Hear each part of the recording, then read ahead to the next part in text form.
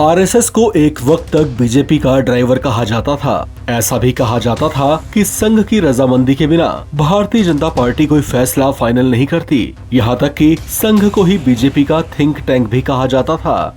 लेकिन ये बातें गुजरे वक्त की बातें हैं। भाजपा में ये दौर नरेंद्र मोदी का है। चर्चाएं हैं कि बीजेपी का वर्तमान शीर्ष नेतृत्व संघ को वो अहमियत नहीं दे रहा है जो उसे पहले मिला करती थी। इस तरह की बातें पिछले कुछ समय से लगातार चर्चाओं में रहती आई हैं। लेकिन लगता है कि संबंधों की ये तल्खियां अब सरेआम हो रही हैं, क्योंकि राष्ट्रीय स्वयंसेवक संघ के बड़े और चर्चित नेता इंद्रेश कुमार ने एक ऐसा बयान दे डाला है जिसने नरेंद्र मोदी और संघ के बीच बढ़ती दूरियों को हवा दे दी है।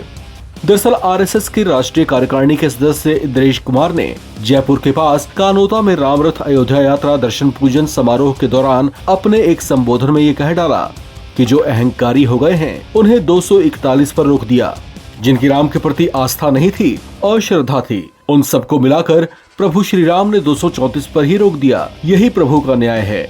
उनके इस बयान को सीधे सीधे बीजेपी शीर्ष नेतृत्व पर उनका सीधा प्रहार बताया जा रहा है। उन्होंने ये बयान 2024 के लोकसभा चुनाव को लेकर दिया था, जिसमें वे ये कहते भी नजर आए कि राम सबके साथ न्याय करते हैं। बीजेपी को लेकर उन्होंने तंज कसते हुए कहा कि जो पूरा हक मिलना चाहिए और जो शक्ति मिलनी चाहिए थी वो भगवान ने अहंकार की वजह से रोक दी। अयोध्या से बीजेपी के उम्मीदवार रहे लल्लू सिंह की हार पर भी इंद्रेश कुमार ने तंज कसते हुए कहा कि जो राम की भक्ति करें फिर अहंकार करें, जो राम का विरोध करें उसका अकल्याण अपने आप हो गया।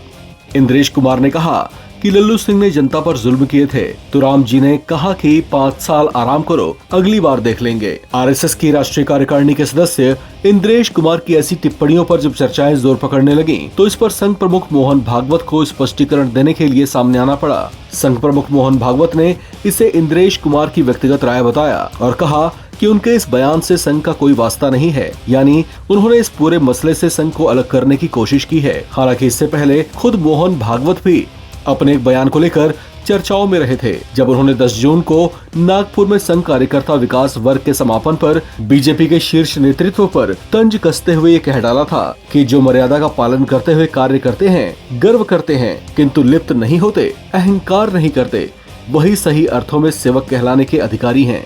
उन्होंने कहा कि जब चुनाव होता है तो मुकाबला जरूरी होता है, इस दौरान दूसरों को पीछे धकेलना भी होता है, लेकिन इसकी भी एक सीमा होती है। इस खबर में फिलहाल इतना है। बाकी अपडेट्स के लिए आप बने रहें एनबीटी ऑनलाइन के साथ।